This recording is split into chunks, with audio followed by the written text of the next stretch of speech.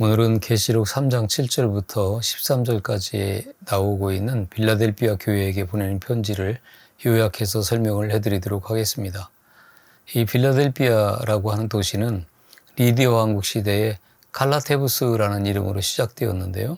150년경에 페르가문, 성경에서는 버가모라고 기록되어 있습니다. 그 페르가문의 아탈로스 2세 빌라델비우스가 자신의 동생을 위해서 도시를 건립하고 자신의 이름을 따서 빌라델비아라 명명했습니다. 이 빌라델비아라고 하는 단어는 합성어인데 사랑이라고 하는 뜻의 헬라어 필로스와 형제라고 하는 뜻의 아델포스가 합쳐져서 형제사랑이라는 그 의미가 있다고 합니다. 입지적으로 로마로 향하는 대로와 비옥한 토지가 있어서 상업이 짧은 기간에 성장할 수가 있었으므로 소아시아 지역을 대표하는 큰 도시가 되었고요. 이 지역의 유대 공동체는 상인 조합인 길드를 바탕으로 해가지고 강력한 영향력을 발휘했습니다. 또한 티베리우스, 베스파시아누스 등의 로마 황제 숭배가 극심해가지고 많은 기독교 순교자들이 배출되기도 했고요. 더욱이 유대교 회당을 중심으로 한 유대인들의 그 교회에 대한 박해도 아주 극심했었습니다. 빌라델비아 이 초대교회는 유대인 경제 공동체에서 추방당한 상태였어요. 유대인 그 길드들은 기독교인들에게 일도 주지 않았고 또 회당 출입을 금지했으며 로마인들에게 기독교인들을 고발해가지고 핍박을 받게 했습니다. 그래서 빌라델비아 교회는 아주 그 당연히 가난했고 또 수적으로도 아주 적은 그런 그 연약한 세력을 가진 교회였습니다. 그럼에도 불구하고 주님으로부터 칭찬받는 그런 교회였어요. 그 마지막 수신자인 라우디게아 교회하고는 정반대였죠. 이 라우디게아 교회는 아주 큰 교회였고 많은 사람들이 모였고 부자였지만 욕만 먹었습니다. 그러니까 세상에서는 크고 작음에 문제가 되지만 주님 앞에서는 크고 작고 사람들이 아주 많고 적음은 문제가 되지 않는다는 겁니다. 빌라델비아는 7번의 큰 지진으로 도시가 거의 황폐하게 됐고 주후 17년에 있었던 그 지진 후에 도시는 다시 세워야 할 만큼 아주 커다란 타격을 입게 되었다고 합니다. 지금은 터키 지방의 엘라세이르라고 하는 지명의 도시입니다. 빌라델비아 교회에게 보낸 편지는 이렇게 시작하고 있는데 계시록 3장 7절 말씀입니다. 빌라델비아 교회 사자에게 편지하라. 거룩하고 진실하다 다윗의 열쇠를 가지시니 곧 열면 닫을 사람이 없고 닫으면 열 사람이 없는 그가 이르시되 아멘. 빌라델비아 교인들에게는 그 주님께서 당신을 소개하실 때 열면 닫을 사람이 없고 닫으면 열 사람이 없는 다윗의 열쇠를 가지셨다 이렇게 말씀하고 있습니다. 이 말씀은 이사야서에서 인용된 구절인데요. 여러분 몇 번에 걸쳐서 말씀을 드렸지만 신약의 총 장수가 260장이에요. 총 구절 수로는 7,959절인데 그 중에서 약 3,500구절 정도가 구약 성경에서 나오는 구절들을 이렇게 섞어서 하신 말씀드리고 그 중에서 1,600구절 정도는 구약에서 인용된 말씀이에요. 그러니까 구약을 알지 못하면 신약을 제대로 해석해낼 수가 없습니다. 이사야서 22장 15절과 20절부터 24절까지 말씀입니다.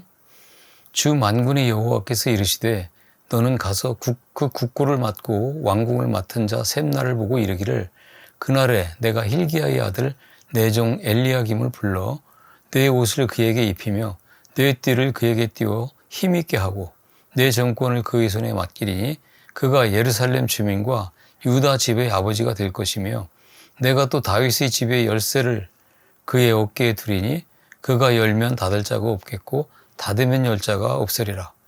못이 단단한 곳에 박힘같이 그를 견고하게 하리니 그가 그의 아버지 집의 영광의 보좌가 될 것이요 그 아버지 집의 모든 영광이 그 위에 걸리리니 그 후손과 족속되는 각 작은 그릇 곧 종자로부터 항아리까지니라. 아멘.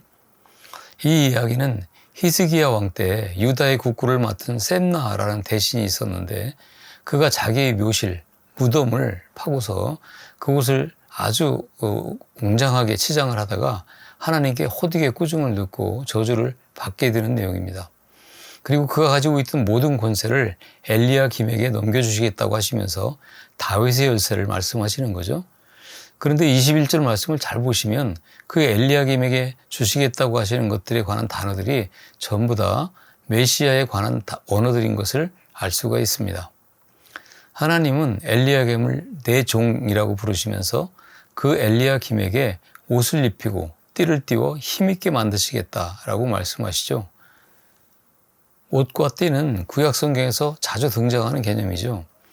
벌거벗은 아담과 하와에게 가죽옷을 지어 입히시는 것을 시작해서 성전을 상징하는 제사장들의 옷, 그리고 요한계시록에 자주 등장하는 성도들의 흰옷, 그리고 하나님의 백성을 상징하는 이스라엘 전체를 장막으로 입히시는 장면 같은 곳에서 성경에서는 옷을 입히고 띠를 띠게 하신다는 내용들이 많이 나옵니다.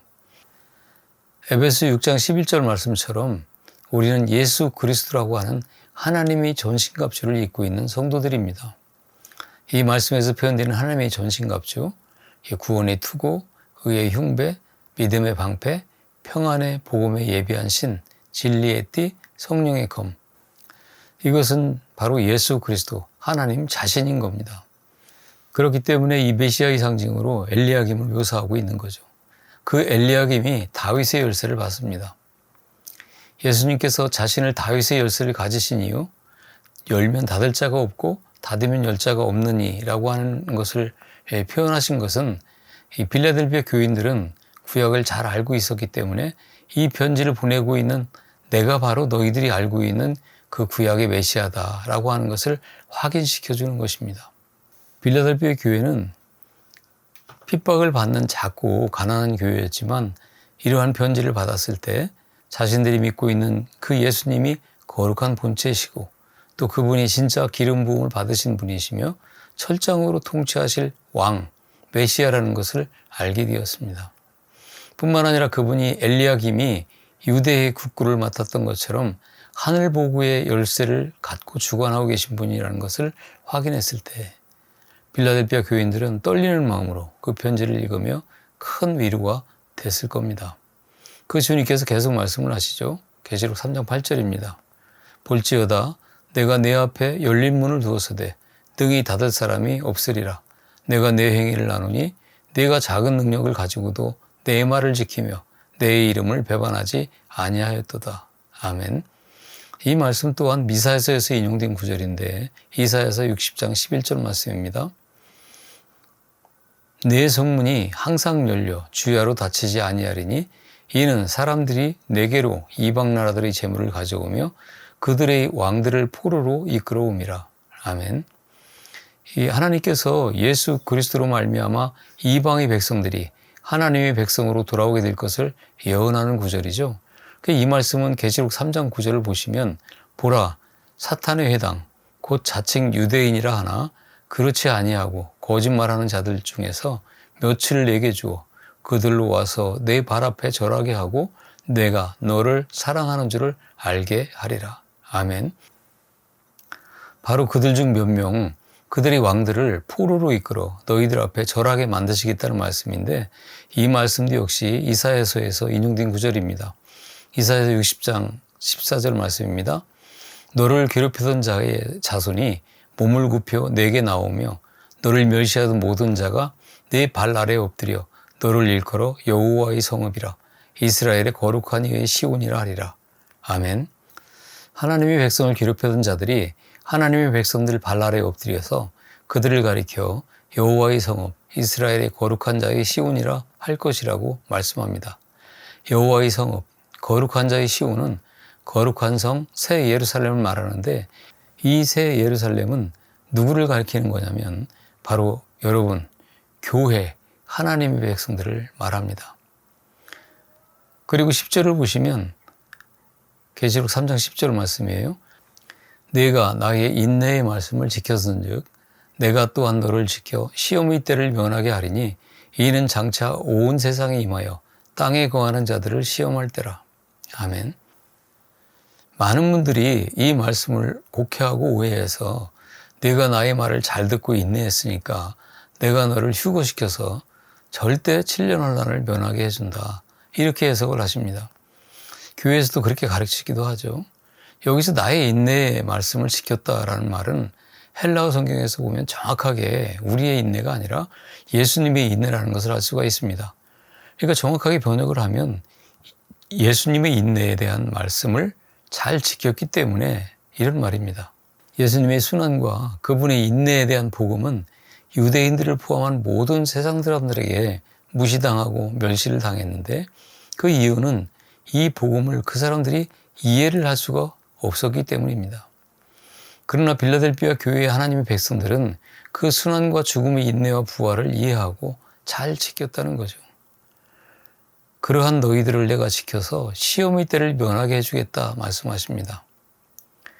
우리나라 성경의 번역이 오해를 할 수 있게 번역이 되어 있는데요. 이 구절에 사용된 헬라어 단어 테레스 에크 테스 호라스투 페이라스무 라고 하는 이 구절은 시험의 때로부터 테레소, 지켜주겠다는 것이지 아예 시험을 없애주겠다는 뜻이 아닙니다. 이 세대주의자들이 주장하는 것처럼 우리는 7년 환란 전에 모두 휴거될 것이다 라고 하는 주장은 틀린 거라는 거예요. 여러분, 우리가 살고 있는 지금이 바로 인해재앙, 나팔재앙, 대접재앙의 시기예요. 하나님은 지금 인을 떼고 계시고 나팔을 불고 계시며 대접을 쏟고 계십니다. 여러분은 지금 인생을 통해서 그 환난기를 통과하고 있고 예수 그리스도의 보호하심, 지키심 안에 있기 때문에 그럼에도 불구하고 이렇게 살 수 있는 거예요. 믿음을 지키면서 말이죠. 전쟁과 기근, 자연재해, 질병, 인의재앙, 나팔재앙, 대접재앙의 내용들이 지금 우리 눈앞에 펼쳐지고 있는 거죠. 어떤 분들은 이게 바로 인해재앙, 나팔재앙, 대접재앙이다 이렇게 말씀을 하게 되면 환란이 이 정도밖에 안 되냐, 혹시 아닌 거 아니냐 이렇게 생각하는 사람들은 그리스도인으로서 바르게 살지 못하는 거죠. 정말 그리스도인으로 바르게 살려고 애를 쓰는 사람들이라면 이 환란을 지금 겪고 있는 거예요. 힘듭니다. 고통스럽죠. 경제적으로 손해를 봅니다. 인격적으로 무시를 당합니다. 그럼에도 불구하고 이 세상에서의 무력으로가 아닌 하늘에서 공급되어지는 말씀의 능력으로 살아내야 하는 사람들이 그리스도인인 거예요. 그렇지 않은 사람들이 왜 그리스도인으로서 바르게 살지 않는가라고 말씀을 드리냐면 아직도 세상과 친구하면서 살고 있으니까 힘들지 않는 거죠. 예배당을 다니고 있으면서도 절대 손해보려고 하지 않으니까, 절대로 무시당하려 하지 않으니까, 그런 성금의 자리, 낮은 자리로 내려가려고 하지 않으니까 말씀이죠. 세상 사람들처럼 겸손의 자리, 낮은 자리로 내려가려고 하지 않기 때문에 그 말씀을 지킴으로 말미암는 환난과 고통이 없는 거예요.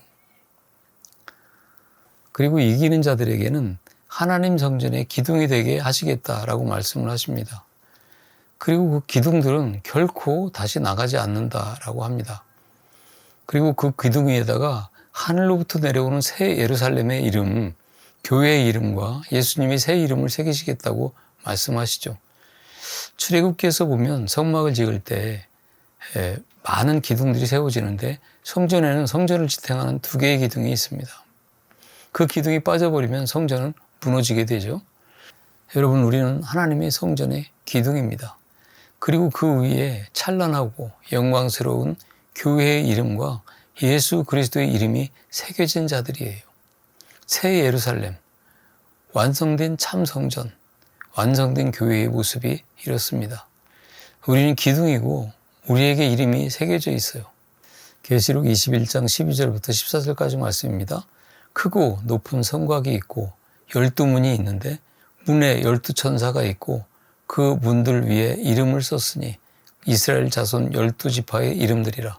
동쪽의 세 문, 북쪽의 세 문, 남쪽의 세 문, 서쪽의 세 문이니 그 성에 성곽은 12기초석이 있고 그 위에 어린 양의 12사도의 12 이름이 있더라. 아멘. 우리들은 지금 환난과 고통이 있는 세계의 역사 속에서 살아가지만 우리는 이 확신 속에서 살아가는 사람들인 거예요. 우리는 여호와의 집의 기둥이에요. 그래서 하나님은 우리를 절대로 놓지 않으시는 거죠. 그래서 하나님께서는 반드시 그 새하늘과 새 땅으로 데려가야 하시기 때문에 톱으로 썰고 망치로 때리고 대패로 밀고 하시면서 작품을 만들어 가고 계시는 거예요. 그래서 우리의 삶에는 반드시 그런 고난과 환란이 있다는 거예요.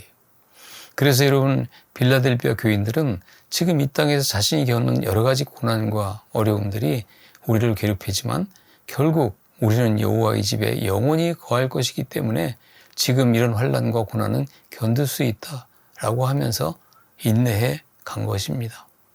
사랑하는 여러분, 여러분과 저도 이 세상을 향해서 그렇게 외칠 수 있어야 합니다. 내가 비록 너희들이 볼 때는 가난하고 작고 너희들이 이해할 수 없는 환란과 고난 속에서 초라하고 불쌍해 보이겠지만 그러나 괜찮아. 왜? 그 어떤 것도 나를 하나님의 사랑에서 끊어낼 수 없을 뿐만 아니라 난 여호와의 집의 영원한 기둥으로 택함을 받은 사람이고 내 위에 예수 그리스도 이름이 새겨져 있는 사람이다. 난 그 소망만으로도 얼마든지 이 세상의 환란과 고난을 견뎌내며 행복할 수 있다. 라고 하는 그 외침이 우리의 내면에서 우리의 삶으로 나타나고 드러내고 선포되어질 수 있어야 되는 겁니다. 주님은 베드로전서 1장 6절부터 9절까지 말씀하시죠. 그러므로 너희가 이제 여러 가지 시험으로 말미암아 잠깐 근심하게 되지 않을 수 없으나 오히려 크게 기뻐하는도다. 너희 믿음의 확실함은 불로 연단하여도 없어질 것보다 더 귀하여 예수 그리스도께서 나타나실 때에 칭찬과 영광과 존귀를 얻게 할 것이니라. 예수를 너희가 보지 못하였으나 사랑하는도다. 이제도 보지 못하나 믿고 말할 수 없는 영광스러운 즐거움으로 기뻐하니 믿음의 결국 곧 영혼의 구원을 받음이라. 사랑하는 여러분, 여러분들이 질병 때문에, 가난 때문에, 사업이 망했기 때문에, 신체적인 결함 때문에 고통이 있다면 꼭 명심하십시오. 여러분은 하늘나라의 성전의 기둥이라고 말씀하시고 있습니다. 하늘나라에는 크고 작음과 잘남과 못남의 구분이 없습니다. 교회가 작으면 어떻습니까? 가난하면 어떻습니까? 실패하면 어떻습니까? 신체적인 결함이 있으면 어떻습니까, 여러분? 여러분이 처해 있는 그 자리에서 그 역할을 잘 감당하십시오. 하나님은 그렇게 그 자리에서 그 역할을 잘 감당하고 있는 여러분을 그 자체로 기뻐하십니다. 스바냐 3장 17절을 읽으시면서 마치겠습니다. 스바냐 3장 17절 말씀입니다. 너희 하나님 여호와가 너희 가운데에 계시니 그는 구원을 베푸실 전능자시라. 그가 너로 말미암아 기쁨을 이기지 못하시며 너를 잠잠히 사랑하시며 너로 말미암아 즐거이 부르며 기뻐하시리라 하리라. 아멘.